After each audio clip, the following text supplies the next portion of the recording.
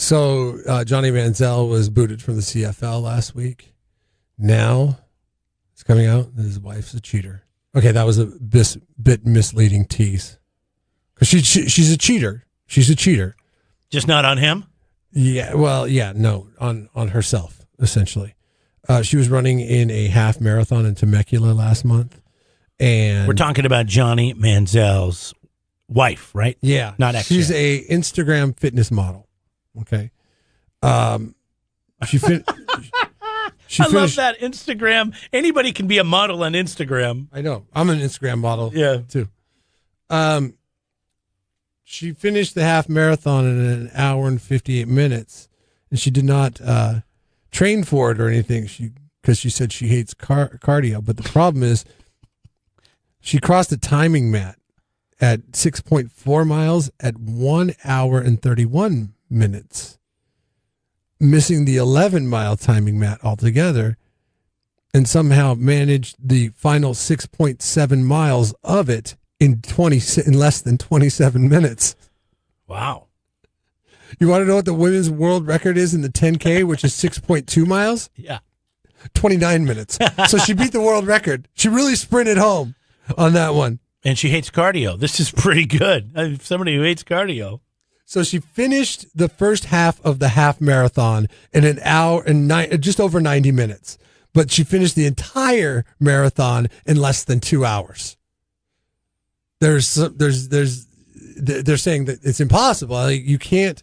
There is no way, unless you are the world record holder in the 10K for women.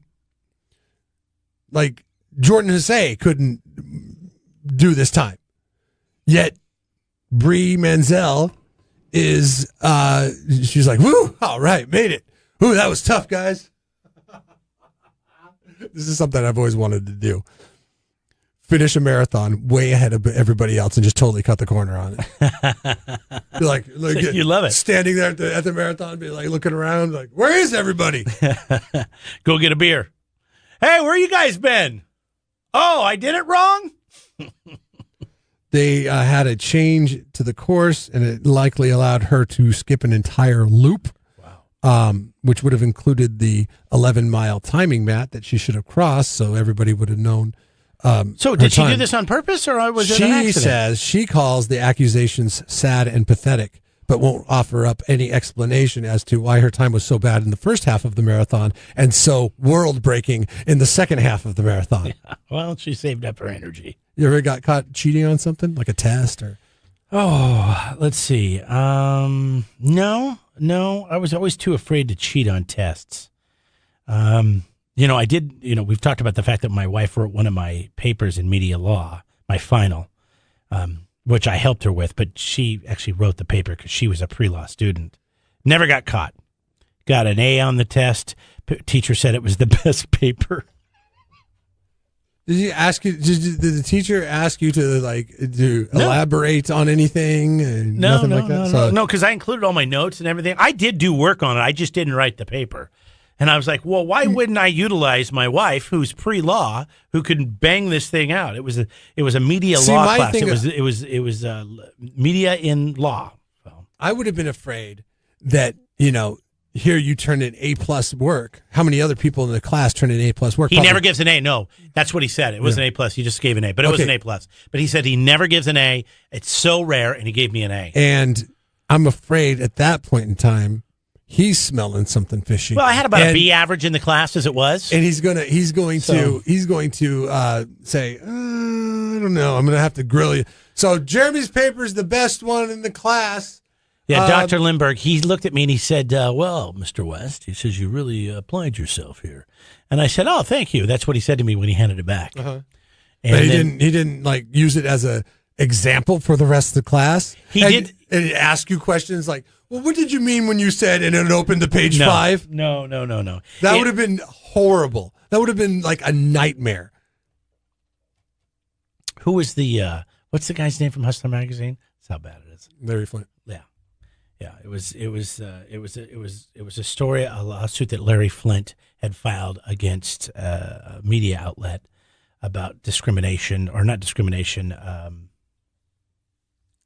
The term is it's escaping me right now, but libelism. It was the libelism case that he had, and so it was fairly well known, and I knew the story. So didn't they make a movie about it? People versus Larry Flynn? Yeah, it was pretty much And then our roommate Kip was in the same class with me, and he got a B on his paper, and he wrote it himself, I think. Oh man.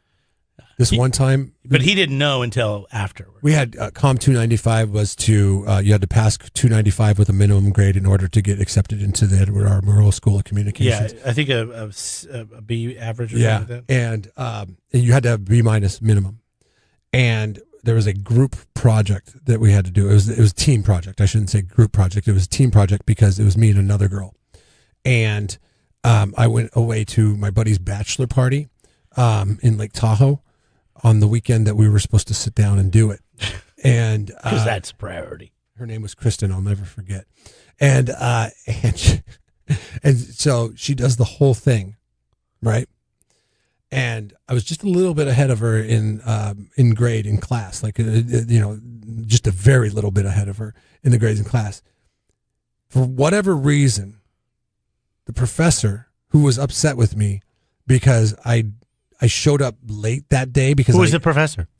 He was nobody you knew. Oh, okay. He was a short timer. He was off on going to Arizona State to teach at the Cronkite School of Communications, and it wasn't that one dude with the brown hair, was it? Well, he did have brown hair, but I don't think you would have known him because he was like a summertime speaker. Because I took it during the summertime. He was like a summertime teacher, very part-time. Nobody else would know him anyway. Sorry, I can't think of the guy's name I'm thinking of. And Kristen was so mad at me because I didn't do anything to help them. She did the whole thing. She did the whole presentation. I forget what it was about because I didn't work on it. So they weren't that hard, though. Why would I remember? And we did the presentation. I did one of these presentations. We did the presentation, and I think I may have done a little bit better than Kristen did in the oral part of the presentation. And she just filled me in like in the 15 minutes before class. We met in the hallway beforehand, and it was. Wait, you got a quick briefing and you went there and you nailed the presentation? I didn't nail it, but I did just good enough to where I got a B minus. I remember going and looking at the grades, like you see in the movies, like you got to look to see how you did, to see if you can move on. And I was like, yes. And Kristen came walking up, and I saw her walk around the corner, and I was looking at Kristen's name, and I was like, oh no. And I just walked away quickly. I walked away super quick. And because she got a C in the class, she got a C plus.